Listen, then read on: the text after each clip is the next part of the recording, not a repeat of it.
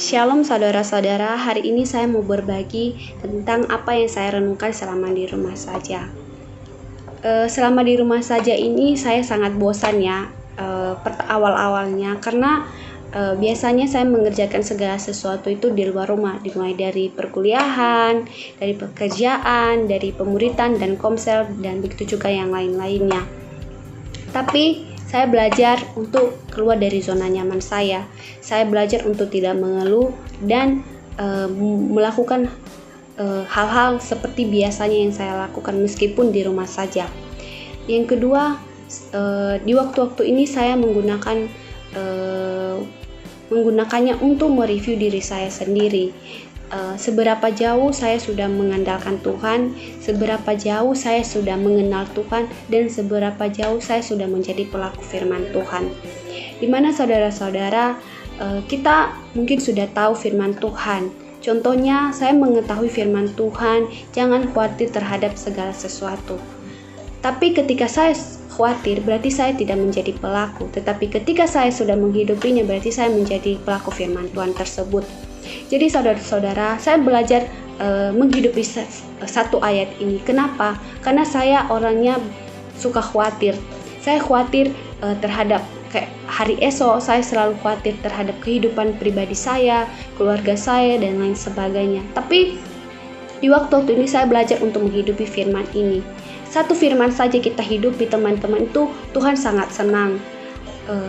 Jadi saya menghidupi firman Tuhan ini, saya benar-benar mengandalkan Tuhan. Saya tidak khawatir terhadap hari esok, bahkan apa yang saya perlukan. Khususnya hari ini teman-teman, saya sedang mengerjakan tugas akhir saya. Awalnya saya khawatir bagaimana saya bisa mendapatkan data, padahal kantor ditutup, harus diliburkan, ditunda dulu PKL-nya, dan saya khawatir bagaimana saya bisa sharing terhadap teman-teman saya. Tapi puji Tuhan, Tuhan memberikan saya kemudahan, dimulai dengan mengirim teman-teman yang bisa saya ajak sharing melalui online, dengan banyak orang-orang yang membantu saya untuk mendapatkan data, dan itu sangat luar biasa pekerjaan-pekerjaan Tuhan. Di situ saya belajar untuk tidak khawatir. Saya benar-benar mengandalkan Tuhan, tidak mengandalkan manusia dan bahkan diri saya sendiri, karena saya tahu Tuhan itu jauh 2 atau bahkan 100 kali lipat bekerja lebih cepat dari apa yang kita pikirkan, saudara-saudara. Jadi selama di rumah ini saya mengajak saudara-saudara juga untuk menjadi pelaku firman Tuhan dan tidak hanya sekedar tahu. Meskipun cuma satu ayat kita hidupin, saya percaya Tuhan Yesus sangat senang. Dan yang kedua, marilah kita untuk tetap produktif. Kita bisa menjangkau banyak jiwa-jiwa melalui sosial media kita, teman-teman. Kita bisa sharing firman Tuhan, kita bisa sharing apa yang kita alami selama di rumah saja bersama Tuhan. Dan kita juga bisa melakukan komsel, pemuritan melalui online. Janganlah kita bosan-bosannya untuk tetap mengandalkan Tuhan. Jadi sekian dari saya, semoga semua kita selalu diberkati, selalu dilimpahi kesehatan dan dijagai. Shalom, Tuhan Yesus memberkati. Shalom jemaat Tuhan, selamat hari Minggu. Perkenalkan, nama saya Riz Dawala. Saya mahasiswa di salah satu perguruan tinggi Kota Medan. Hari ini saya ingin berbagi kesaksian tentang bagaimana saya dan teman-teman saya menghadapi pandemi COVID-19 ini. Oke, begini ceritanya. Ketika diumumkan bahwa pandemi COVID-19 itu mewabah di Indonesia, di negara kita, dan terutama di kota kita sendiri, Kota Medan, banyak hal yang sangat berubah, terutama untuk kami yang mahasiswa. Kami itu tidak bisa pergi ke kuliah, pergi bersama teman-teman kami tidak bisa mengerjakan tugas bareng-bareng lagi, kami tidak bisa bertemu dosen, dan banyak hal yang terganggu lainnya ketika kami mulai proses pembelajaran. Dan bagaimanapun ceritanya, kami itu harus tetap menyesuaikan diri kami dengan proses pembelajaran yang disebut dengan daring, yaitu pembelajaran online dari rumah masing-masing. Jujur, kalau di pembelajaran daring ini sebenarnya saya dan teman-teman saya tidak terbiasa, karena kami diajarkan untuk tetap belajar di rumah masing-masing dengan proses pembelajaran online yang sangat ribet sebenarnya, dan jika boleh jujur itu kami itu diberikan sangat banyak tugas tiap harinya gitu. Dan kami tidak terbiasa dengan semua itu, tapi dengan berjalannya waktu kami tetap bersemangat, kami tetap menjalankan tugas kami sebagai seorang mahasiswa. Dan juga kita tahu bahwa pandemi COVID-19 ini sangat berefek di berbagai hal dalam kehidupan kita, terutama kita tidak bisa pergi beribadah bersama-sama. Ya begitu teman, begitu dikatakan bahwa kita itu harus beribadah di rumah masing-masing. Pertama-tama kami itu tidak terbiasa, kami itu ibadahnya sendiri-sendiri di kamar masing-masing, kita pakai masing-masing. Bagaimanapun cara kami itu tidak bareng-bareng beribadahnya. Itu berjalan selama 2 atau 3 minggu kami seperti itu. Akan tetapi pada minggu lalu, tepatnya pada minggu lalu, kami itu berpikir bahwa apa yang kami lakukan itu tidak benar, karena ibadah yang benar itu adalah ibadah yang dilakukan secara bersama-sama. Oleh karena itu, ketika hari minggu yang lalu ini kami memutuskan untuk beribadah bersama-sama. Kami itu pakai pakaian rapi, mandi pagi, yang penting rapi lah, seperti kita pergi beribadah seperti biasanya. Jujur ketika ibadah minggu lalu itu sangat berarti bagi saya. Kenapa? Karena saya dapat merasakan hadirat Tuhan dalam hidup saya. Dan terutama kami dapat sama-sama menyembah Tuhan, dapat sama-sama memuji Tuhan, dapat sama-sama merasakan hadirat Tuhan. Dan juga minggu lalu itu yang paling penting adalah kami diajarkan untuk bisa melawan rasa malas kami, rasa ngantuk kami, rasa ketidaktertiban kami, dan yang paling penting kami dapat memberikan yang terbaik kepada Tuhan kita. Dan semoga ini menjadi inspirasi untuk kita semua untuk dapat tetap memberikan yang terbaik untuk Tuhan kita setiap kali kita ibadah hari minggunya. Itu dari saya, Tuhan Yesus memberkati.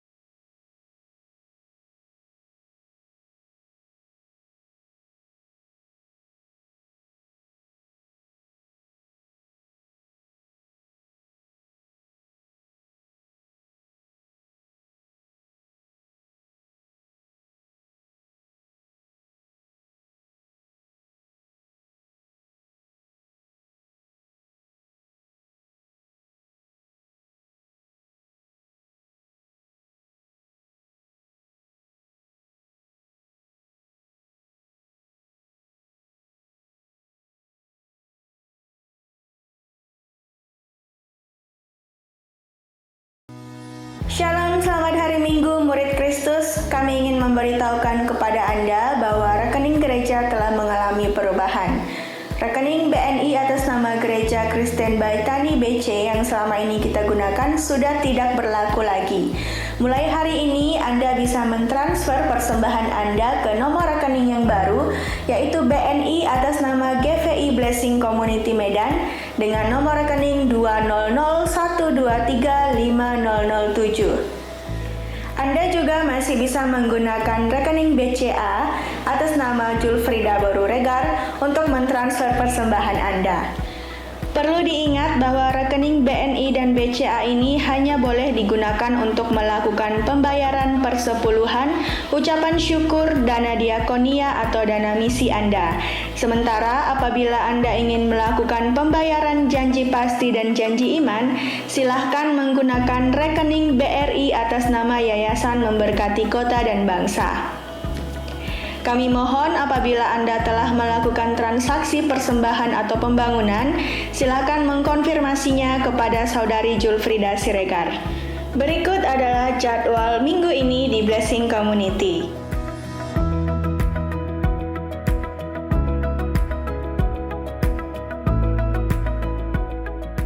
Bila Anda rindu didoakan, silakan hubungi kontak doa atas nama Bapak Kiwan Loli di nomor berikut.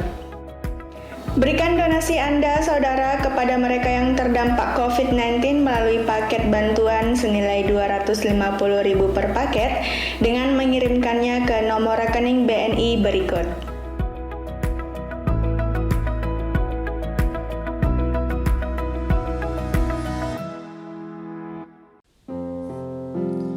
Shalom jemaat Tuhan, apa kabar? Saya bersuka cita hari ini dan saya percaya kita semua di tempat ini bersuka cita, amin. Saudara semua di rumah juga bersuka cita karena Tuhan yang selalu setia menyertai kita, menemani kita dalam segala kondisi dalam kehidupan kita. Dia adalah tempat di mana kita bisa merasakan damai sejahtera. Dia adalah tujuan kita di mana kita bisa merasakan kedamaian, kita bisa mendapatkan ketenangan, amin. Sebab Tuhan kita, Tuhan yang luar biasa, yang menciptakan langit dan bumi, dan memberikan janji-janji yang pasti Dia genapi. Hari ini Bapak Ibu, Saudara, kita datang ke hadapan Tuhan, kita mulai ibadah kita dengan penuh penghormatan kepada Dia, Tuhan kita, Allah kita, Dia yang layak disembah, Dia yang layak dipuji, Dia yang layak ditinggikan selama-lamanya. Terpujilah Engkau Allah, diagungkanlah Engkau Tuhan kami. Selama-lamanya kami menyatakan di hadapan-Mu, agung Engkau Tuhan, besar dan mulia, Raja kami, Allah kami, Pencipta kami. Hari ini kami datang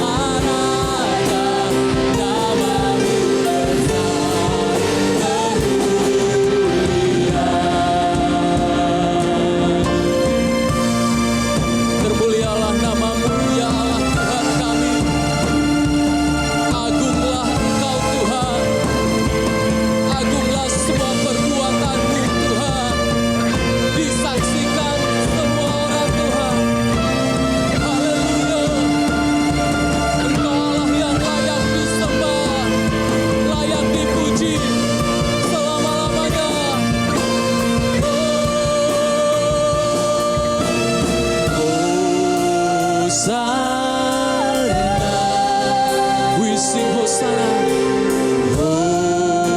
Hosana, Hosana, Hosana, yes Hosana, Hosana.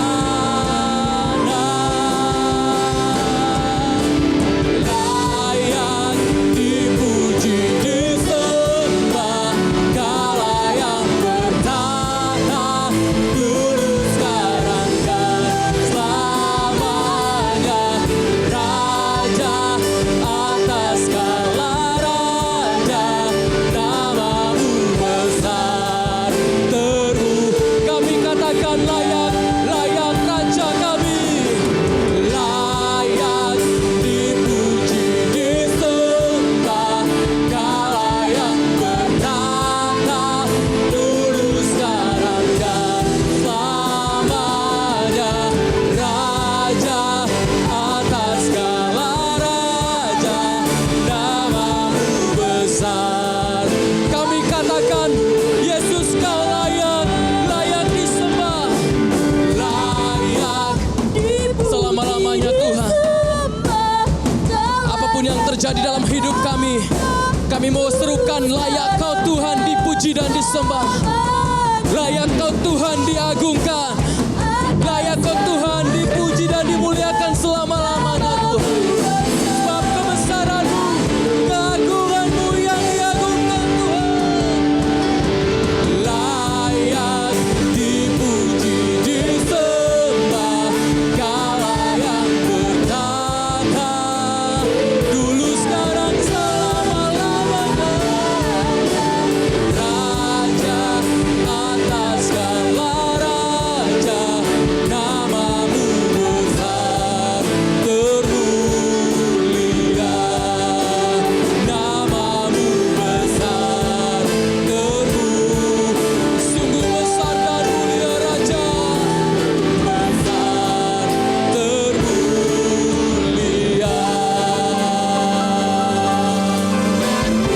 Besar dan mulia namamu.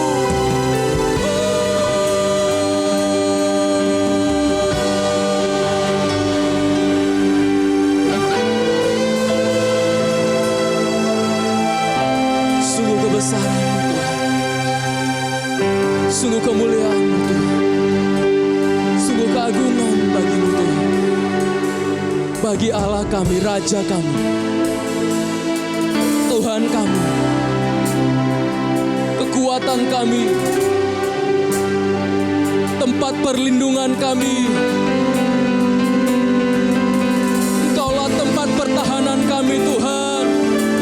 Kekuatan kami ada pada Engkau Tuhan. Layaklah Kau disembah, layaklah Kau dipuji Yesus Tuhan kami.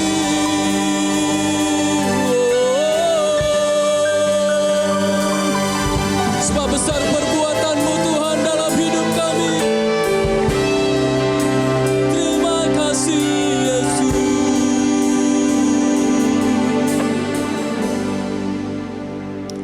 Terima kasih Tuhan. Sebab Engkau adalah kebanggaan kami Tuhan. Di dalam-Mu kami merasakan aman Tuhan. Perlindungan-Mu, penjagaan-Mu yang sempurna dalam hidup kami. Sungguh kami bangga Tuhan. Terima kasih Bapa yang baik. Hari ini kami memuji Engkau Tuhan. Hari ini kami meninggikan Engkau Tuhan. Dan bahkan selama-lamanya kami mau tinggikan Engkau Tuhan. Terima kasih Bapa yang baik. Terima kasih Tuhan yang baik. Di dalam nama Tuhan Yesus kami bersyukur dan berdoa. Haleluya. Amin. Kita berikan kemuliaan bagi Tuhan kita. Amin.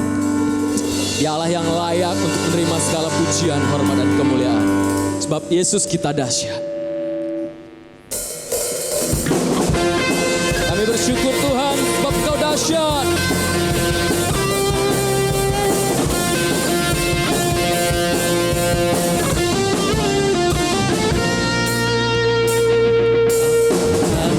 Indahnya hidup di dalam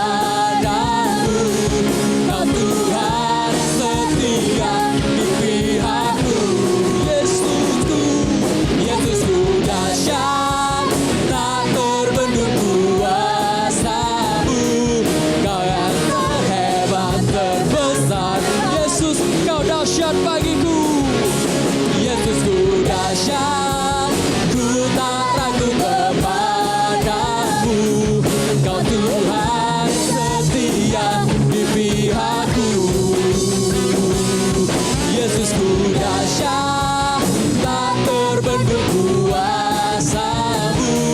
Kau yang terhebat, terbesar bagiku. Kau yang terhebat, terbesar bagiku. Kau yang hebat dan besar. Kau yang terhebat, terbesar bagiku.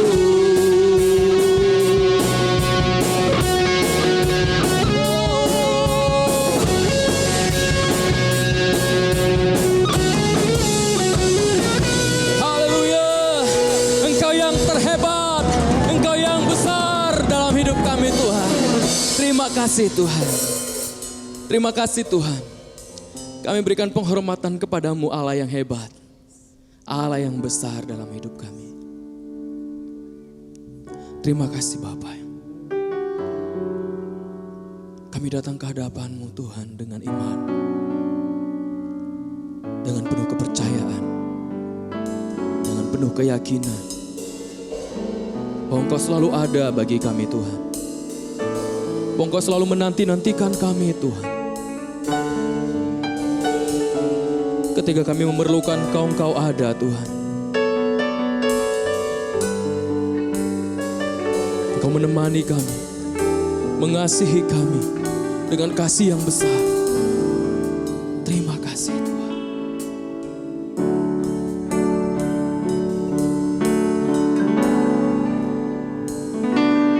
Ku hidup karena percaya Kau yang berjanji setia. Thanks God.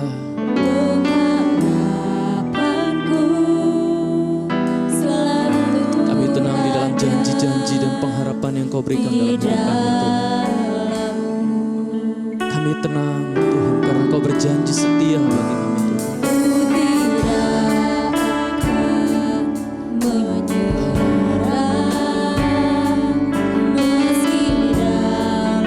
Yes God. Sebab Engkau Tuhan kami yang besar. Seluruh hidupku dalam genggaman-Mu.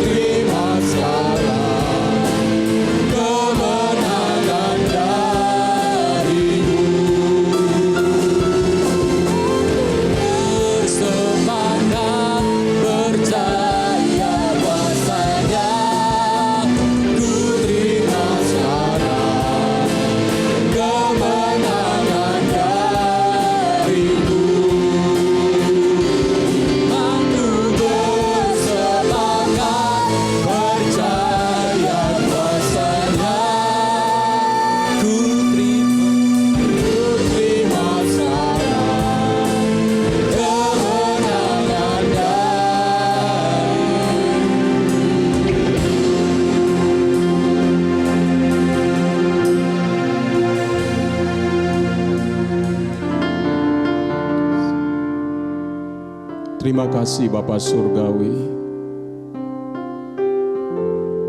Kami tuh punya Tuhan yang baik.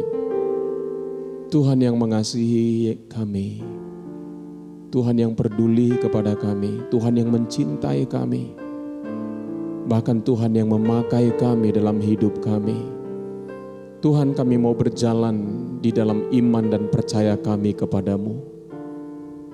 Sebab firman-Mu berkata bukan kuat dan gagah kami, tapi oleh Roh-Mu ya Tuhan. Terima kasih Tuhan, kami bersyukur, kami berterima kasih betapa Tuhan luar biasa dalam kehidupan kami. Lewat hidup kami nama-Mu dipermuliakan. Lewat hidup kami banyak orang boleh mengenal Tuhan. Banyak orang bertobat lewat kehidupan kami Tuhan. Tuhan, terima kasih Tuhan. Terima kasih Bapa. Kami rindu hidup di dalam perhentian-Mu Tuhan. Kami rindu hidup di dalam istirahat di dalam Engkau ya Tuhan. Terima kasih Bapa Surgawi. Kami bersyukur kepadamu. Terima kasih Bapa. Segala puji, hormat, kemuliaan hanya bagi nama-Mu. Di dalam nama Tuhan Yesus kami sudah berdoa dan mengucapkan syukur. Semua yang percaya katakan amin. Amin. Puji Tuhan. Jemaat Tuhan yang kekasih, selamat hari Minggu. Bersama-sama kita lagi boleh beribadah ya, di rumah saudara masing-masing dan kami ada di sini. Saudara, beberapa waktu yang lalu saudara ada satu orang jemaat yang bertanya kepada saya, Pak, kapan kita mulai ibadah kita? Ya, sudah bisa kita mulai ibadah kita bersama-sama. Ya, saya berkata kita menunggu dulu pengumuman resmi dari pemerintah. Atau paling tidak saudara, kalau sekolah-sekolah sudah mulai masuk, ya anak-anak sekolah sudah mulai bersekolah, nah itu saatnya kita akan bisa ya memulai ibadah kita bersama-sama. Kita berharap tidak lama lagi saudara kita boleh beribadah bersama-sama, tapi tentunya dengan beberapa aturan-aturan yang akan kita lakukan saudara. Ya mungkin kita bisa ibadah beberapa kali di tempat ini ya. Saudara, kita doakan saja dan kita nantikan. Ya, kita berharap waktunya tidak lama lagi kita akan beribadah bersama-sama. Puji Tuhan, saudaraku, hari ini kita berbicara tentang masuk tempat perhentian. Ya, betapa pentingnya saudara masuk ke dalam tempat perhentiannya Tuhan. Mari kita baca dalam kitab Ibrani 4 ayat 10 sampai yang ke-11. Ibrani 4 ayat yang ke-10 sampai yang ke-11. Sebab barang siapa telah masuk ke tempat perhentiannya, ya barang siapa telah masuk ke tempat perhentian Tuhan maksudnya, ia sendiri telah berhenti dari segala pekerjaannya. Ya, jadi orang tersebut telah berhenti dari segala pekerjaannya, sama seperti Allah berhenti dari pekerjaannya. Karena itu baiklah kita berusaha untuk masuk ke dalam tempat perhentian itu. Ya, supaya apa? Supaya jangan seorang pun jatuh karena mengikuti contoh ketidaktaatan itu juga.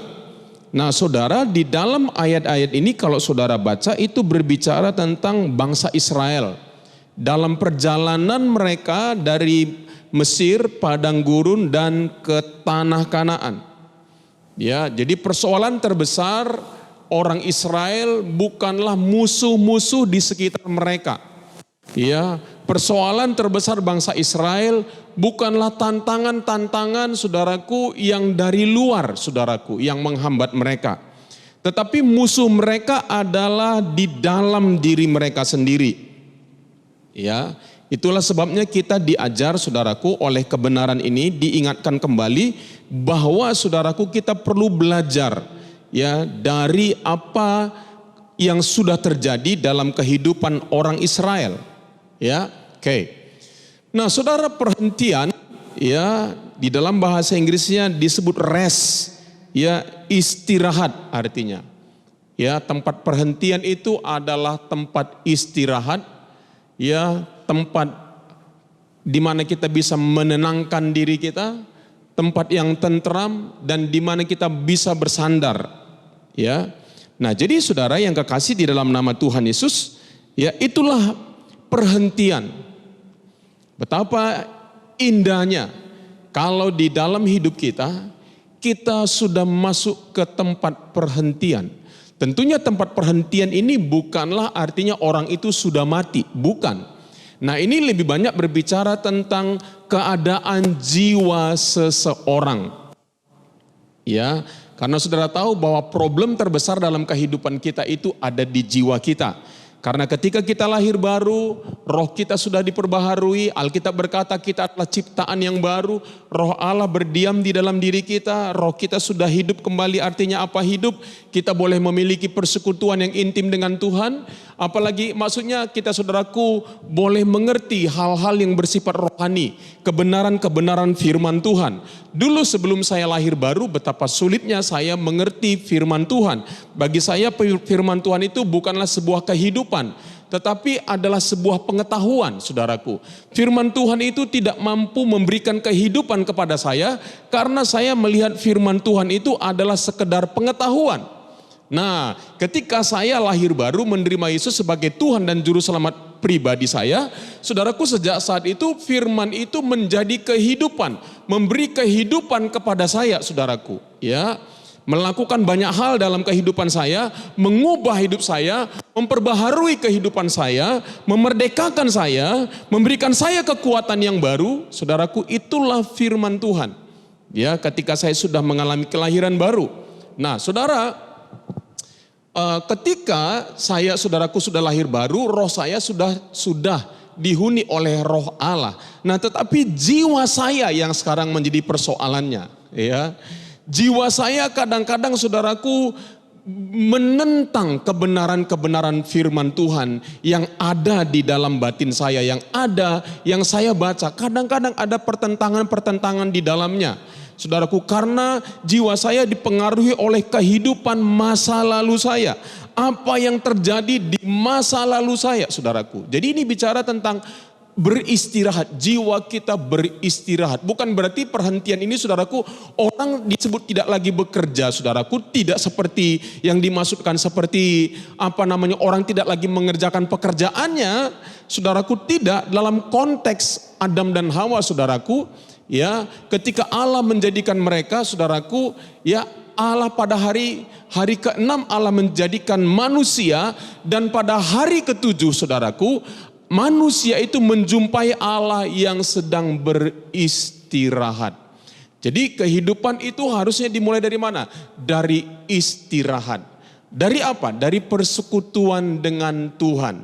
Nah, saudara, kalau memang, saudaraku, istirahat itu disebut Adam tidak bekerja lagi, toh ketika Allah menjadikan manusia itu menempatkan di Taman Eden, saudaraku, Allah berfirman kepada Adam, saudaraku, supaya ia memelihara dan mengusahakan Taman Eden.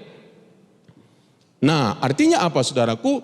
Bahwa Adam memelihara dan mengusahakan Taman Eden itu, saudaraku, dalam arti kata apa? Bahwa seluruh kecukupan, ya, kehidupan daripada Adam sudah tersedia di Taman Eden. Saudaraku, Adam mengelola dan mengusahakan Taman Eden dengan beristirahat. Kenapa? Karena apapun yang Adam perlukan di dalam kehidupannya sudah tersedia.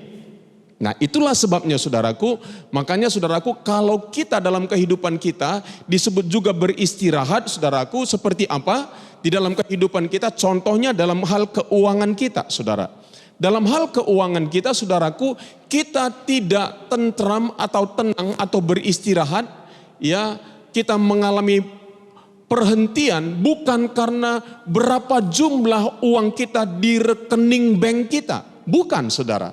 Ya, tidak bergantung itu, saudaraku. Jadi istirahat, saudaraku, tidak bergantung kepada berapa banyak uang di rekening bank kita. Tetapi kita beristirahat, kenapa? Karena kita tahu bahwa Allah memelihara kita. Nah, itu yang disebut dengan hidup di dalam perhentiannya Tuhan, khususnya contohnya dalam hal keuangan. Ya, banyak orang saudaraku nggak beristirahat. Kenapa? Karena dia melihat rekening banknya, saudaraku. Hidupnya bergantung kepada apa? Berapa uang di rekening banknya. Makanya saudaraku, dia nggak bisa beristirahat. Itulah sebabnya dia terus mengusahakan mengumpul. Dan semakin banyak dia berpikir dia bisa beristirahat. Tetapi sesungguhnya saudaraku, tetap juga orang tidak bisa beristirahat sekalipun mungkin. Tidak salah saudaraku, uang di rekening bank kita banyak, tetapi hidup kita tidak bergantung, istirahat kita tidak bergantung kepada berapa banyak uang kita di rekening bank kita, saudara. Nah, ini yang kita perlu belajar, saudaraku. Ya, perlu belajar bagaimana kita beristirahat di dalam pemeliharaannya Tuhan. Makanya Alkitab berkata begini, lihat burung-burung di udara. Pandang burung-burung di udara, tidak menabur, tetapi saudaraku katanya diberikan makan oleh Bapakku yang di surga. Kalau kita belajar dari burung pipit, saudaraku, hidupnya day by day, dari sehari ke sehari. Burung pipit itu nggak pernah memikirkan untuk mengumpulkan, saudaraku, tetapi hidupnya dari sehari ke sehari, saudara. Ya, kita tahu saudaraku sekarang lahan-lahan pertanian sudah banyak yang berubah jadi perumahan dan lain sebagainya. Tetapi Tuhan tetap berkata bahwa burung pipit itu dipelihara oleh Tuhan. Ya, nah makanya saudaraku betapa pentingnya kita hidup di dalam perhentian Tuhan. Oke, nah saudara, apakah pekerjaan Allah bagi kita? Ya, apa yang sudah Allah lakukan bagi kita? Ya, atau apakah janji Allah bagi kita? Di sana dikatakan mendapat bagian dalam panggilan surgawi. Saudaraku, kita ini dipanggil dalam panggilan surgawi, saudaraku. Allah memanggil kita untuk tujuan-tujuan kekal. Allah memanggil kita bukan sekedar hidup di alam yang sementara ini, tetapi Allah memanggil kita untuk tujuan hidup yang kekal. Selama hidup kita di dunia ini, saudaraku, kita dipanggil untuk berinvestasi, saudaraku, itu penting. Berinvestasi di dunia ini juga penting. Nah, apalagi saudaraku, hidup kita penting sekali untuk berinvestasi untuk tujuan-tujuan kekekalan. Sebab apa? Sebab kita sudah mendapat bagian dalam panggilan surgawi. Ibrani 3 ayat 1 dikatakan, sebab itu hai saudara-saudara yang kudus yang mendapat dalam panggilan surgawi. Nah, saudara, jadi saudaraku, Allah sudah memanggil kita dalam panggilan surgawi. Jadi ingatlah saudara bahwa hidup kita, tujuan hidup kita adalah kekekalan. Fokus hidup kita di atas muka bumi ini adalah kekekalan, bukan yang sementara. Karena yang sementara ini cepat lambat akan kita tinggalkan. Bukan berarti kita mengabaikan hidup kita yang sementara ini. Tetapi mari kita saudaraku mengerjakan segala sesuatu dan berinvestasi untuk kehidupan kekekalan kita. Ya, itu yang Allah janjikan atau pekerjaan Allah bagi kita. Nah, yang kedua dikatakan apa? Kita telah beroleh bahagian dalam Kristus. Nah, saudara, jadi warisan, ya, apa bahagian itu? Warisan dan janji-janji Tuhan. Nah, saudara, orang yang beristirahat adalah orang yang mengerti bahwa saudaraku dia sudah punya warisan. Ya, ada warisan dan janji-janji Tuhan. Ya, contohnya janji Tuhan tentang apa? Janji Tuhan tentang keselamatan. Ya, janji Tuhan tentang keselamatan. Saudaraku, dulu sebelum saya mengenal Tuhan, saudaraku, sebelum saya lahir baru, saya berpikir bahwa keselamatan itu adalah usaha saya. Semakin banyak saya berbuat baik, maka saudaraku, semakin dekatlah saya kepada keselamatan itu. Nah, itu saya belum mengerti. Dalam keselamatan pada waktu itu saya masih belum beristirahat. Saya terus bekerja, saya terus berusaha. Saya terus berusaha untuk apa? Untuk diselamatkan. Nah, tetapi saudaraku, setelah saya mengenal Tuhan, mengenal kebenaran Tuhan, Tuhan berkata bahwa keselamatan itu adalah anugerah, dan keselamatan itu adalah sebuah kepastian, adalah sebuah pemberian Allah, dan janji Allah. Kemarin kita baca saudaraku bahwa Allah naik ke surga untuk apa? Menyediakan tempat bagi kita.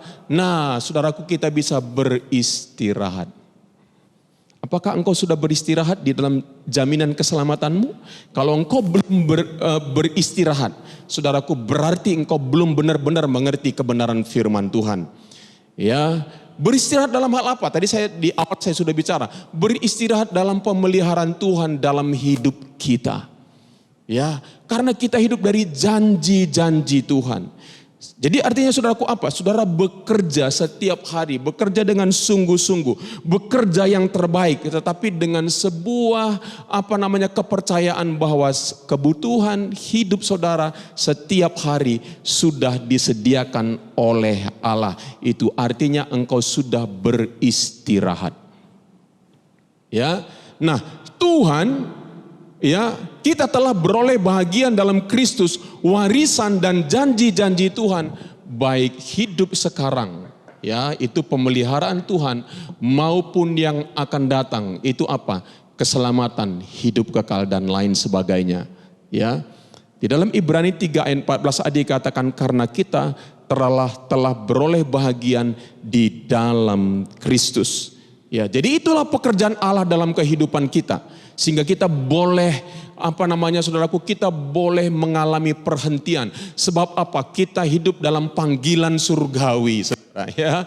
Jadi sekalipun dalam hidup ini banyak tantangan, banyak persoalan, saudaraku, ingat bahwa hidup kita hanya sementara di atas muka bumi ini. Nah, kalaupun kita diberkati dengan harta yang berlimpah, ingat jangan sampai hidup kita bergantung atau terikat kepada harta benda kita. Kita pakai harta benda kita apa? Untuk apa, saudaraku? Untuk investasi, untuk kekekalan.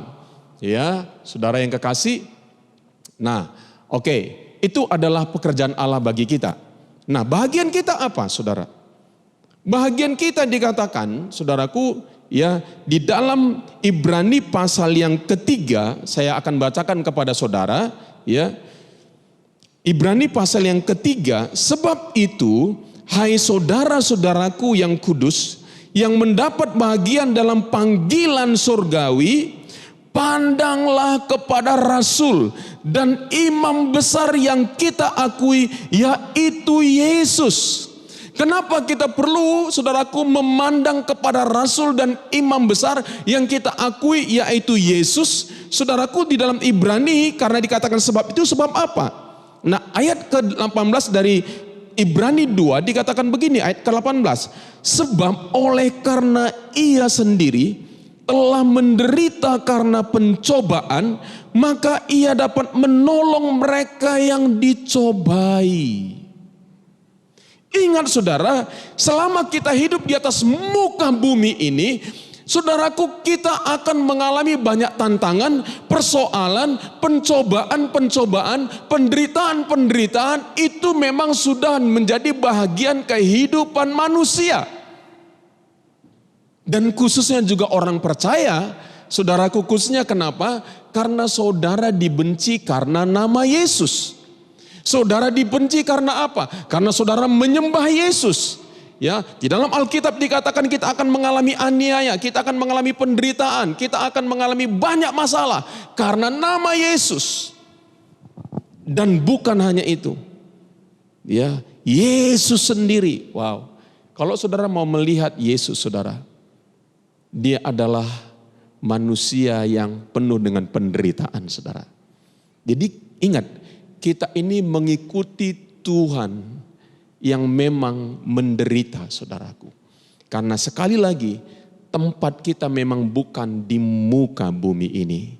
Kita di muka bumi ini, saudaraku, berinvestasi untuk kekekalan. Ya, jadi ingat, kita mengikuti satu pribadi, yaitu sosok pribadi Allah yang menderita dalam hidupnya. Ingat saudaraku, di dalam Alkitab, Yesus lahir aja menderita, lahirnya di kandang domba loh, saudara. Ya, lalu apa, saudaraku? Saudara-saudaranya tidak percaya kepada dia. Banyak orang menolak dia.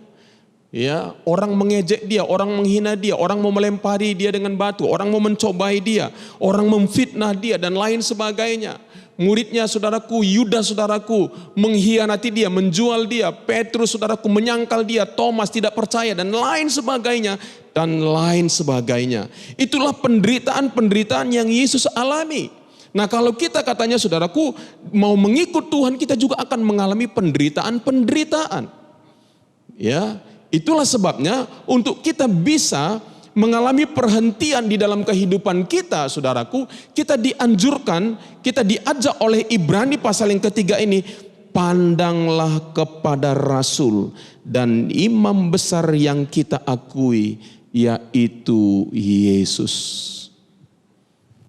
Kita harus fokus kepada Yesus. Supaya apa? Supaya kita bisa melewati masa-masa sulit dalam hidup kita.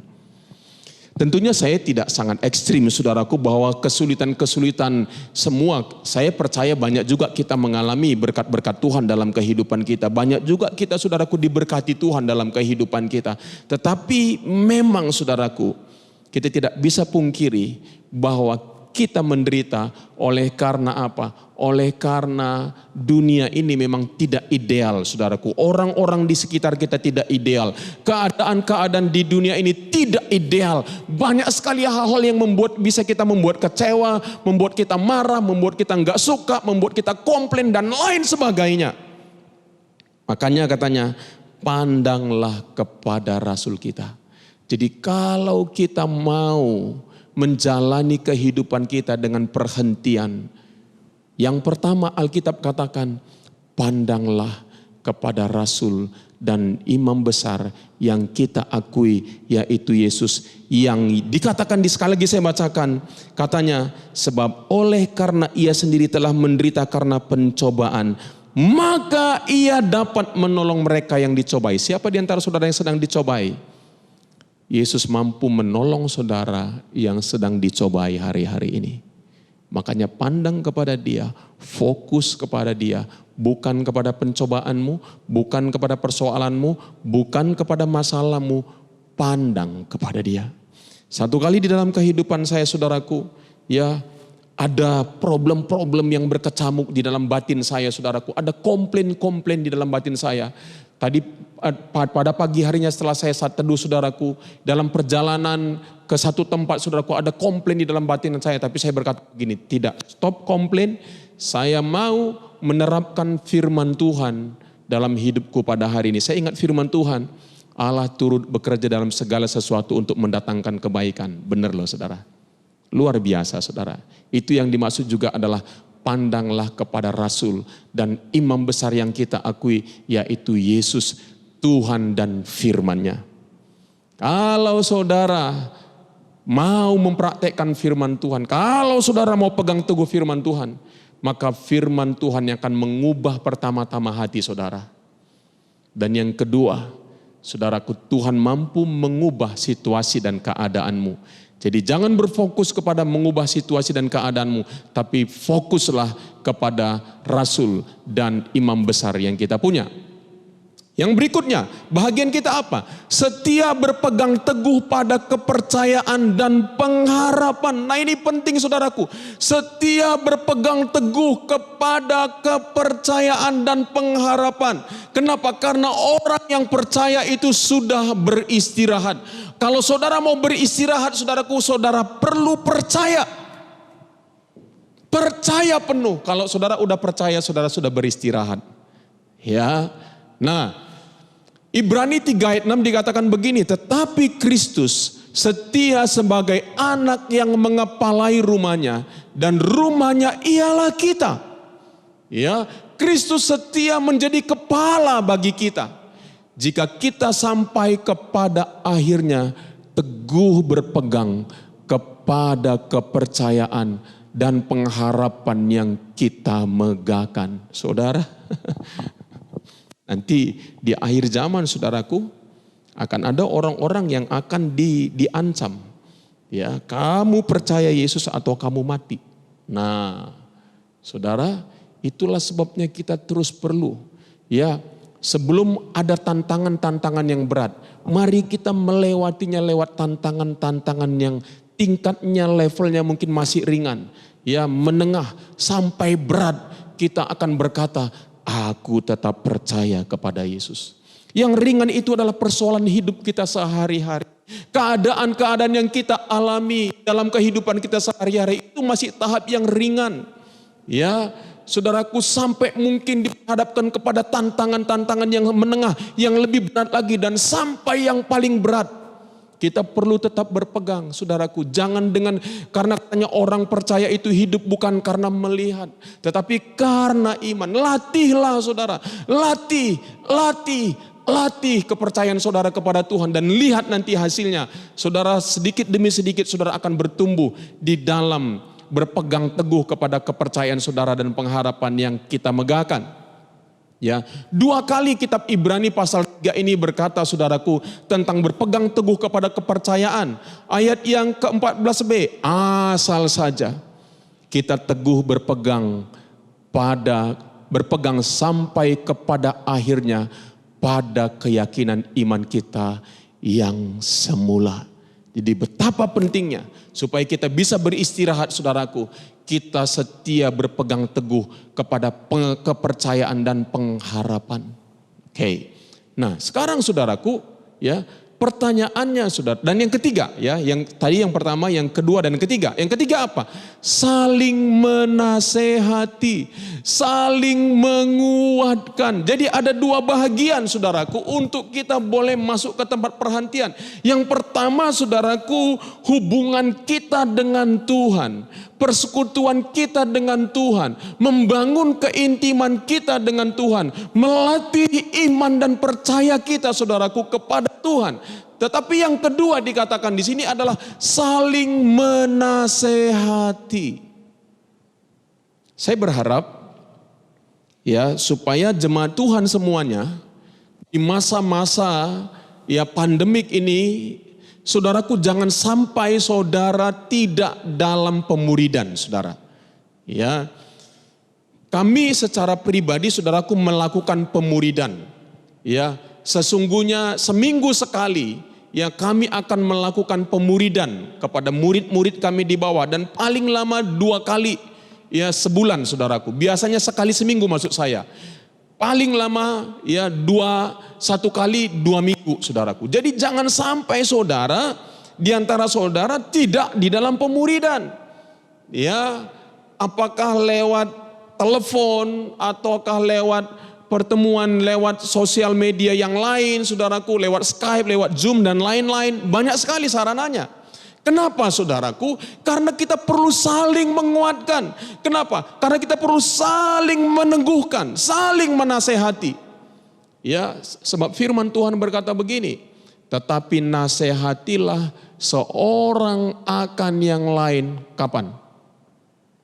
Setiap hari loh saudara. Wow. Saya bilang saya seminggu sekali. Ayat firman Tuhan bilang ini, nasihatilah seorang akan yang lain setiap hari. Selama masih dapat dikatakan apa? Hari ini. Kenapa saudara? Saudara tahu bahwa penyesatan itu tidak terjadi seketika. Penyesatan itu terjadi pelan-pelan setiap hari, saudara. Ya, setiap hari. Contohnya, ya, saudara karena terlalu sibuk, ya, dalam pekerjaan saudara, dalam usaha saudara, dalam hal apapun, saudara udah mulai meninggalkan jam doa. Saudara nggak langsung tinggalkan. Tadi 1 jam, tinggal 30 menit, tinggal 15 menit, tinggal 5 menit. Akhirnya saudara nggak saat teduh lagi. Waktunya saudara nggak sadar. Akhirnya apa? Saat teduh tidak lagi menjadi gaya hidup saudara. Bagi saudara udah biasa nggak saat teduh. Lihat, itu melencengnya pelan-pelan. Nggak ada tiba-tiba saudaraku, hari ini saat teduh, ya udah rajin saat teduh, besoknya tiba-tiba nggak saat teduh. Nggak ada saudaraku, pelan-pelan. Ya, sama seperti begini, kalau saya jalan, saya mulai melenceng saudaraku, ya mungkin 2-3 derajat, lama-lama nanti di sana melencengnya sudah sangat jauh saudara. Makanya kita perlu saling menguatkan, saling menasehati. Katanya sekali lagi saya baca, tetapi nasehatilah seorang akan yang lain setiap hari. Selama masih dapat dikatakan hari ini.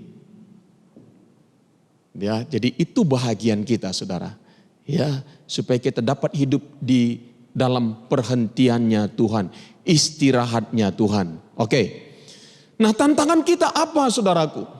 Ya, tantangan kita ini mengeraskan hati. Ibrani 3 ayat 5, 2 kali di dalam Ibrani pasal 3 ini, saudaraku, ya, pasal 3 ini, ya, ayat 1 sampai 19, 2 kali, ya, Paulus menuliskan kepada orang-orang di Ibrani, orang Ibrani maksudnya, saudaraku, dikatakan begini, dan Musa memang setia dalam segenap rumah Allah sebagai pelayan untuk memberi kesaksian tentang apa yang akan diberitakan kemudian. Ya, janganlah keraskan hatimu seperti dalam kegeraman. Ya, seperti dalam kegeraman pada waktu pencobaan di padang gurun. Ya. Oke. Saudara, kenapa sih ada orang sampai dia mengeraskan hati, saudara? Ya. Kenapa? Kenapa ada orang, saudaraku, dalam hidupnya sampai mengeraskan hati? Ya, orang yang mengeraskan hati itu berkata begini, tidak, pokoknya aku enggak mau lagi. Cukup, enggak mau lagi, enggak mau dengar lagi. Ya. Nah, saudara, kekerasan hati itu biasanya gini, ya, akibat dari apa? Akibat dari hidup yang dia alami tidak sesuai dengan apa yang dia harapkan dan dia inginkan. Mengeraskan hati bisa terjadi, ya, di dalam rumah tangga, saudara dengan pasangan saudara, saudara lihat dia enggak berubah-berubah, saudara mau berubah dia enggak berubah. Lama-lama saudara keraskan hati. Apapun nanti katanya aku enggak mau lagi. Aku katakan cukup. Nah, itu bahaya, saudara. Kalau orang mengeraskan hati, saudaraku, dia enggak akan mengalami peristirahatan. Jiwanya penuh dengan kemarahan. Jiwanya penuh dengan kebencian. Jiwanya penuh dengan kekecewaan. Kenapa? Karena hidupnya tidak lagi sesuai dengan apa yang diharapkan dan diinginkan. Mungkin saudara sudah terlalu lama dalam doa-doa yang saudara tidak dijawab. Saudaraku, ya, sampai saudara bilang percuma berdoa, enggak ada gunanya berdoa. Saudaraku, mulai mengeraskan hati saudara. Saudaraku, Tuhan mengingatkan kita, ya, perjalanan bangsa Israel menjadi peringatan bagi kita, saudara. Kadang-kadang dalam kehidupan keuangan kita, saudaraku, ya, kita merasa kok begini-begini aja keuangan saya. Ya, lalu saudara mulai bilang, buat apa lagi bergantung sama Tuhan. Toh berdoa juga, kita udah berapa lama berdoa. Toh begini-begini juga keadaan ekonomi kita. Saudaraku, banyak faktor. Banyak orang sebenarnya diberkati Tuhan, tetapi mereka nggak tahu bagaimana mengelola keuangan mereka, saudara. Ketika mereka diberkati Tuhan, mereka nggak tahu bagaimana mengelolanya. Saya tidak menjudge saudaraku, tetapi banyak faktor, saudaraku. Ya, saudaraku yang kekasih, saya percaya kalau kita anak-anak Tuhan, Tuhan pasti akan tolong hidup kita, saudara. Atau mungkin memang ini musim-musim yang berat dalam kehidupan keuangan saudara. Ya, bukan karena kesalahan saudara. Nah, saudaraku, bahkan mungkin pun karena kegagalan saudara, Tuhan bisa bangkitkan saudara lagi. Orang-orang yang tidak mengenal Tuhan saja, mereka bangkrut. Tuhan bisa berkati mereka kembali, saudara. Yang penting saudaraku berpegang teguh. Jangan sampai engkau berkata percuma berdoa, percuma berharap kepada Tuhan, enggak ada gunanya. Saudara, jangan, saudara. Itulah sebabnya supaya kita bebas dari kekerasan hati, saudara. Tadi faktor-faktor tadi, persekutuan pribadimu dengan Tuhan dan saling menguatkan satu dengan yang lain, itu begitu penting, saudara. Kalau enggak, saudaraku, kita semua cenderung bisa mengeraskan hati. Apalagi, saudaraku, akibat dari apa kekerasan hati? Kepahitan. Saudara bisa kepahitan kepada siapa? Saudara bisa kepahitan kepada Tuhan. Saudara bisa kepahitan kepada keadaan. Saudara bisa kepahitan kepada siapa? Kepada orang lain. Saudara, satu kali anak kami cerita kepada saya, saudaraku. Dia berkata begini, Aku memang sudah mengampuni orangnya, tapi aku belum mengampuni situasi-situasinya. Aku belum berdamai dengan situasi-situasinya. Kalau aku ingat situasi-situasinya, hatiku masih marah. Kenapa keadaan ini terjadi pada hidupku? Saudara, tapi puji Tuhan, dia belajar saudaraku untuk apa? Bukan hanya mengampuni pribadi-pribadi orang yang menyakiti dia, saudaraku, tetapi berdamai dan mengampuni keadaan-keadaan tersebut, saudaraku. Dan puji Tuhan, kehidupannya jauh lebih baik, saudaraku, dari sebelumnya. Saudaraku, itu saudaraku ingat, jadi saudaraku, saudara perlu pengampunan. Jangan sampai saudara kepahitan, saudara. Bangsa Israel itu sampai kepahitan tuh sama Tuhan. Kepada Musa, balikkan kami ke Mesir, katanya saudara. Bayangkan, Mesir itu mereka begitu banyak, mereka menjadi budak, saudaraku. Mereka, saudaraku, minta balik, saudara. Ya, nah, kenapa saudaraku? Orang yang mengeraskan hati itu, saudaraku, apalagi? Tidak lagi mau dinasehati. Tidak lagi mau mendengarkan. Jadi saudara, mari saudara. Orang-orang yang seperti ini, saudara, tidak akan masuk ke tempat perhentiannya Tuhan. Ya, jadi kalau hati kita keras, hati-hati saudara. Ya, itu akan membuat kita, saudara, tidak bisa masuk ke tempat perhentiannya Tuhan. Saudara, saya percaya nih tempat perhentian itu bukan surga. Ya, tetapi itu bicara tentang menerima janji-janji Tuhan. Tempat perhentian itu menerima warisannya dari Tuhan, menerima janji-janjinya Tuhan, menerima bahagian Tuhan dalam hidup kita, saudara.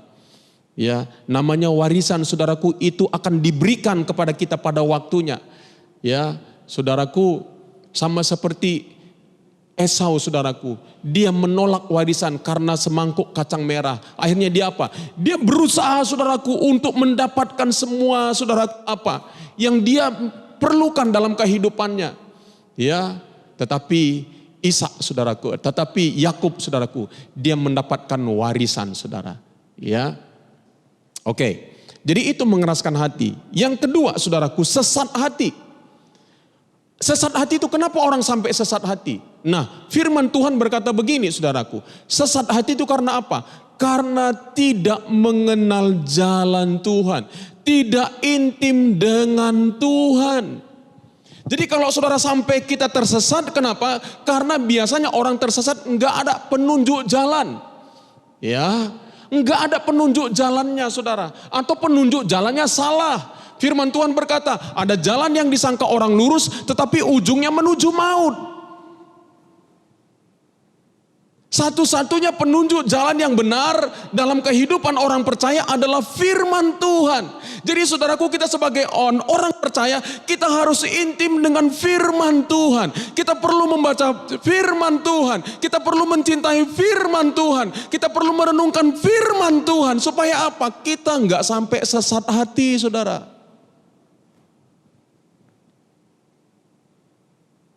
Nah, kalau orang sesat hati, saudara, dia nggak bisa mendapatkan ya tempat perhentian, saudara. Makanya kita perlu benar-benar, saudaraku, jangan sampai kita mengalami sesat hati. Sesat hati menurut kebenaran ini katanya karena tidak mengenal jalan Tuhan. Nah, oke. Yang berikutnya, hati yang jahat. Ini tantangan kita. Yang pertama tadi mengeraskan hati. Yang kedua sesat hati, yang ketiga hati yang jahat. Ya, hati yang jahat itu apa, saudara? Ya, hati yang jahat itu, saudaraku, dikatakan karena apa?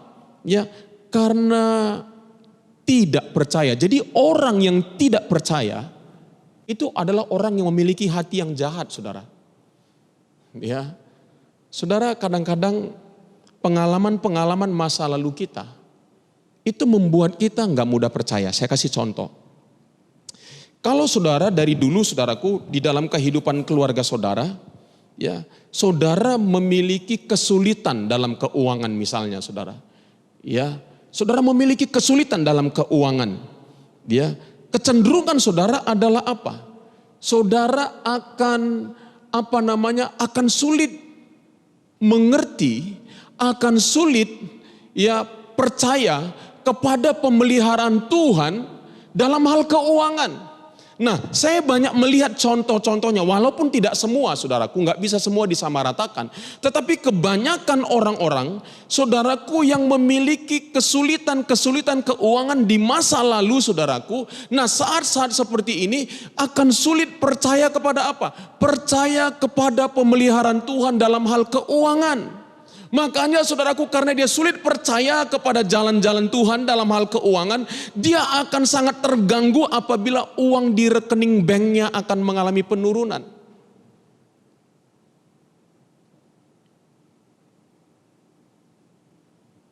Nah, tidak percaya loh saudara. Kenapa? Karena masa lalunya.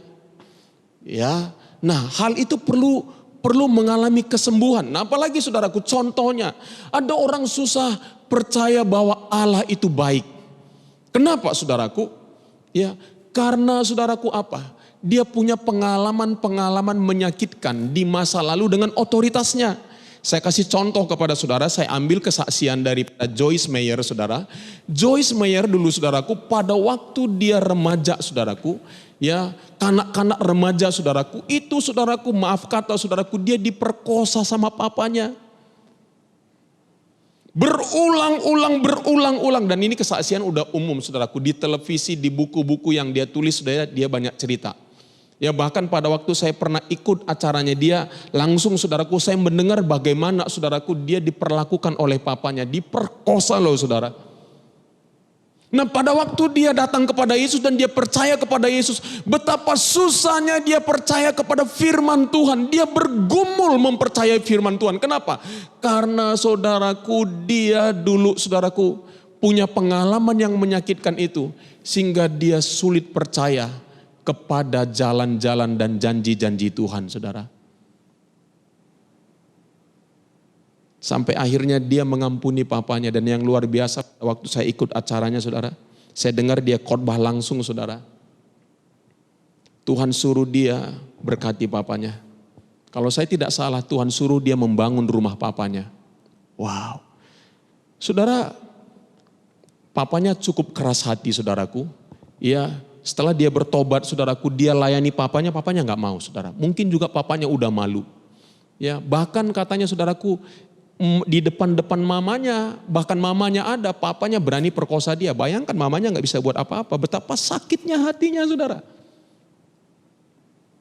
Sampai satu kali Tuhan suruh dia bangun rumah untuk papanya, dan dia bangun. Setelah itu nggak berapa lama dia membaptis papanya percaya Yesus. Dia sungguh-sungguh sebenarnya, tapi dia nggak mendapat perhentian. Kenapa? Dia nggak percaya saudara. Apalagi hati yang jahat. Ya, akibat dari apa? Tidak mau bergantung pada jalan-jalan Tuhan. Yang ketiga apa? Murtad. Murtad di sini bukan berarti saudaraku meninggalkan Tuhannya, tetapi meninggalkan jalan-jalan Tuhan. Bukan berarti murtad di sini saudaraku tidak sama dengan murtad di dalam kitab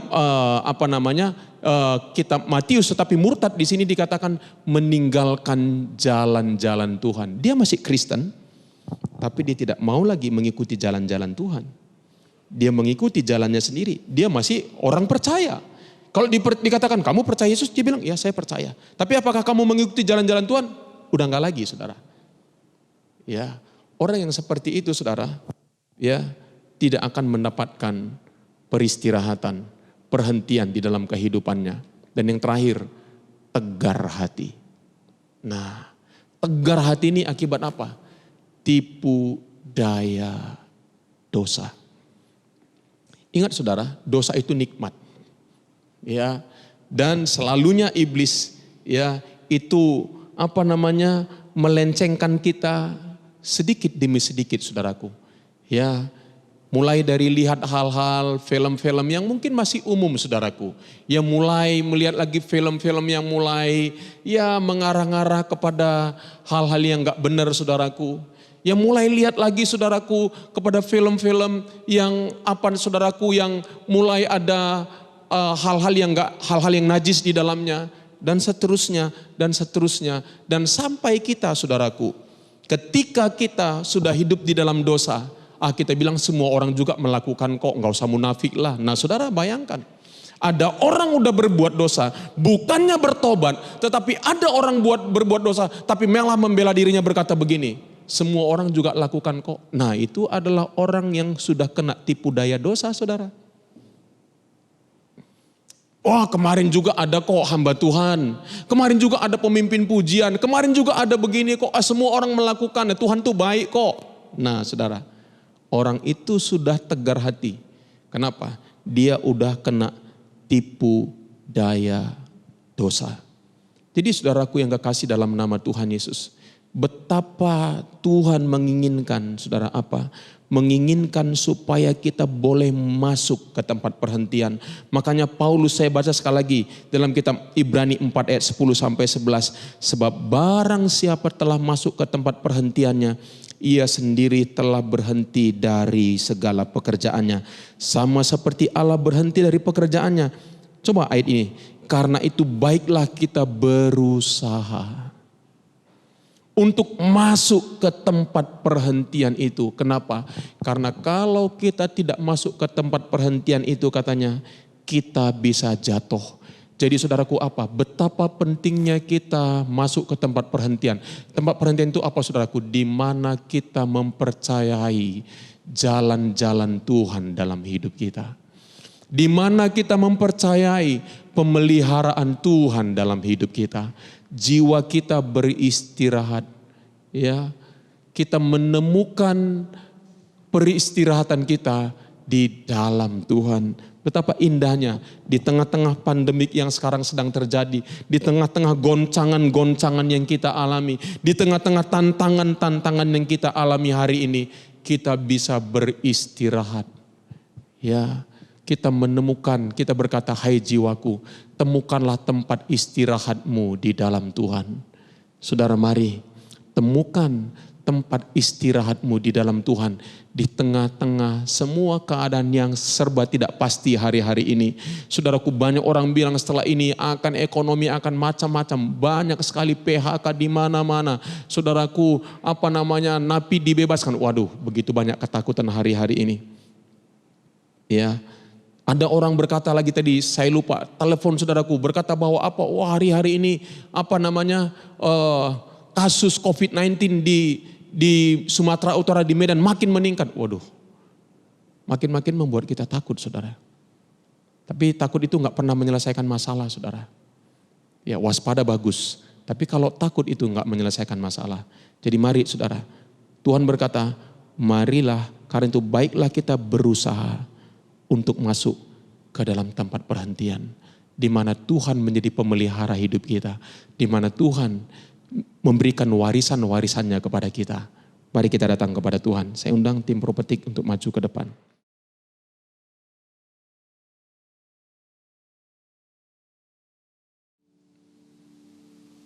Penulis kitab Ibrani berkata, pandanglah pada rasul dan imam besar yang kita akui. Yesus yang juga mengalami pencobaan, penderitaan dan dia sudah dicobai. Sehingga siapapun di antara jemaat Tuhan, engkau yang mengalami pencobaan, Tuhan dapat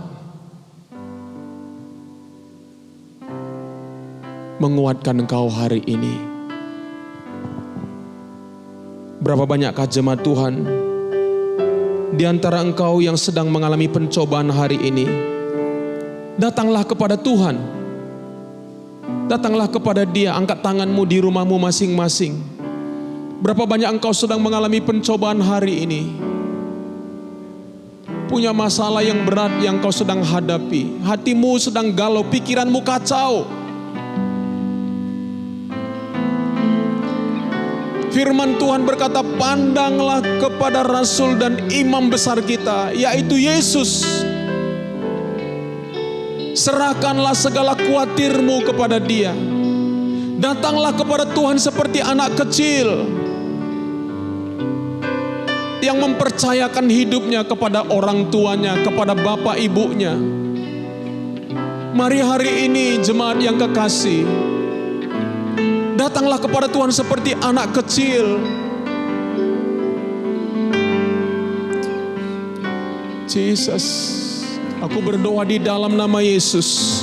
Tuhan, jamah anak-anak-Mu yang mengangkat tangan mereka di rumah mereka masing-masing, di tempat mereka ada saat ini, di dalam nama Yesus. Kiranya Roh Kudus-Mu, Roh yang menghibur, yang menguatkan, yang menasehati, yang meneguhkan umat-Mu di dalam nama Yesus. Di dalam nama Yesus.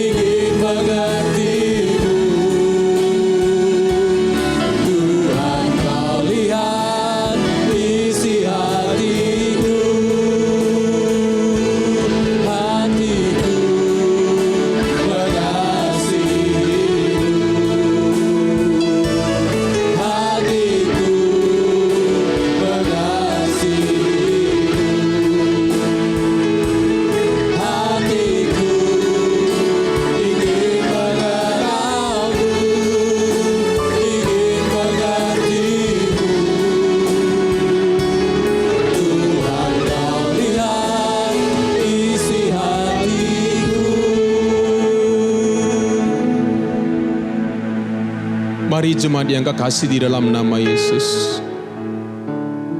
Apa pengalaman-pengalaman di masa lalu dalam hidupmu,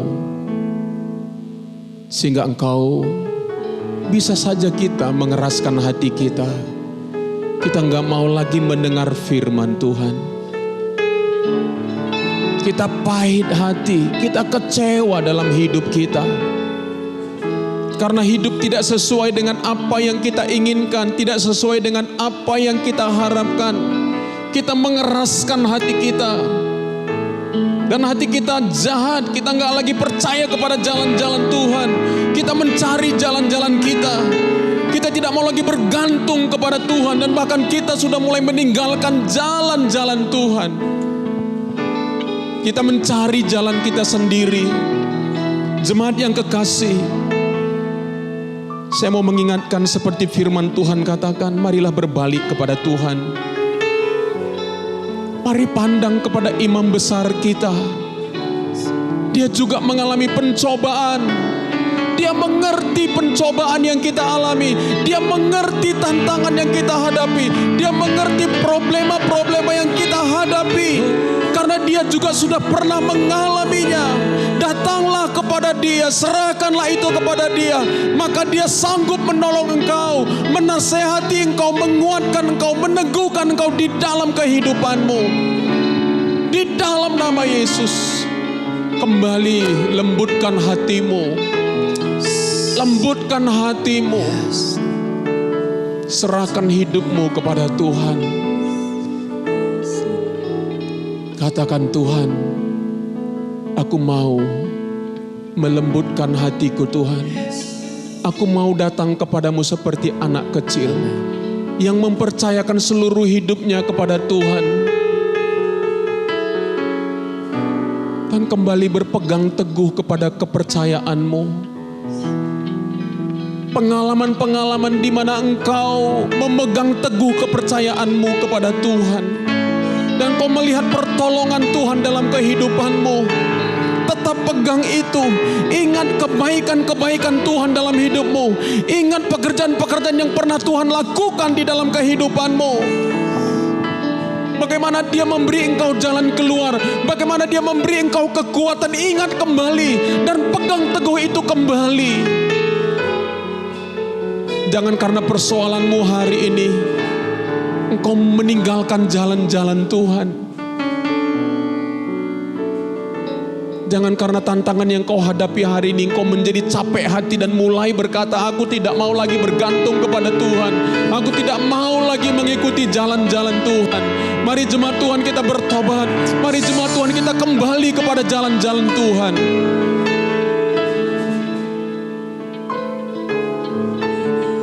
Dan biar kita juga boleh saling menasehati satu dengan yang lain. Saling menguatkan di dalam pemuritan-pemuritan kita lewat sosial media. Jangan sampai ada saudara selama bulan-bulan di mana terjadinya pandemik ini saudara nggak pernah lagi pemuritan. Saudara bertobat, saudara kembali. Para pembina-pembina, saya mau minta kepada saudara untuk tekun melakukan pemuridan. Kita perlu saling menguatkan, kita perlu saling meneguhkan satu dengan yang lain.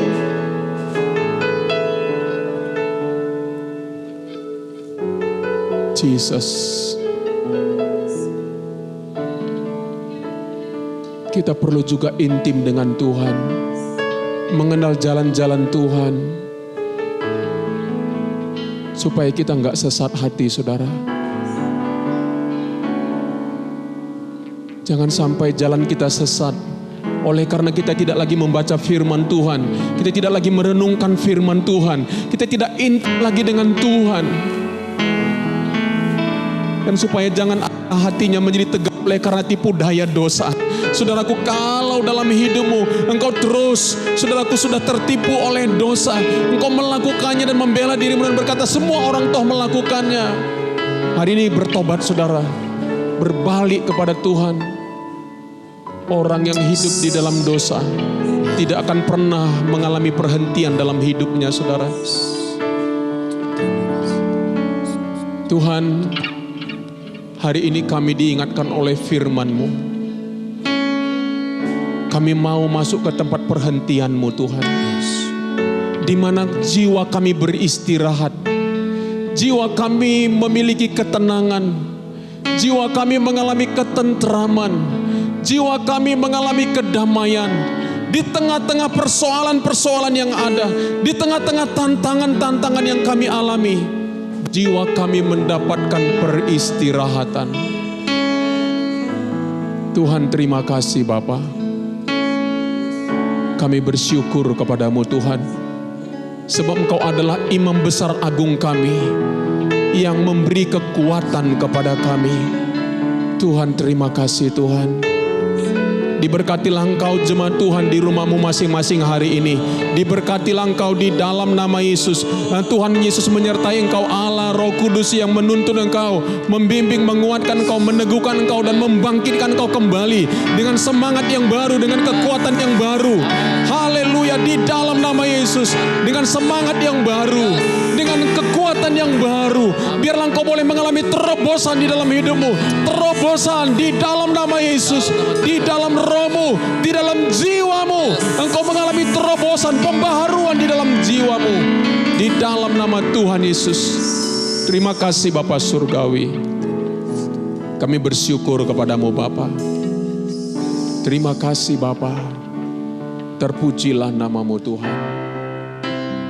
Haleluya.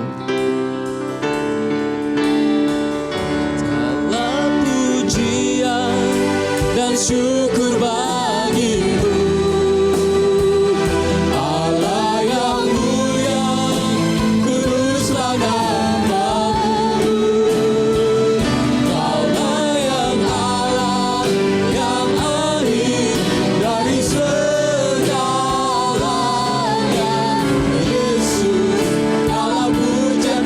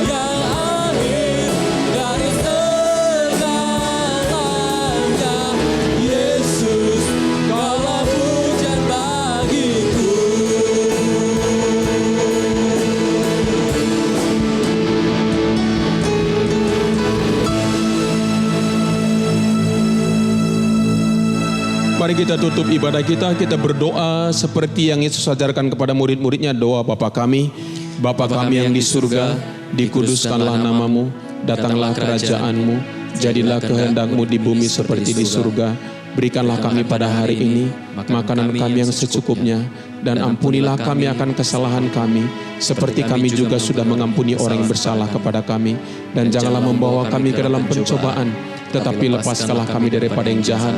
Karena Engkau-lah yang punya kerajaan dan kuasa dan kemuliaan sampai selama-lamanya. Jemaat yang kekasih, mari kita semua bangkit berdiri. Angkat tanganmu, terimalah berkat, sukacita, damai sejahtera, kebaikan, kemurahan daripada Allah Bapa, cinta kasih dan pengorbanan daripada Tuhan Yesus, penyertaan dan persekutuan dari Allah Roh Kudus, menuntun langkah-langkah kita dari hari ini sampai nanti Maranatha, Tuhan Yesus datang yang kedua kali. Dan semua yang percaya katakan, amin. Amin.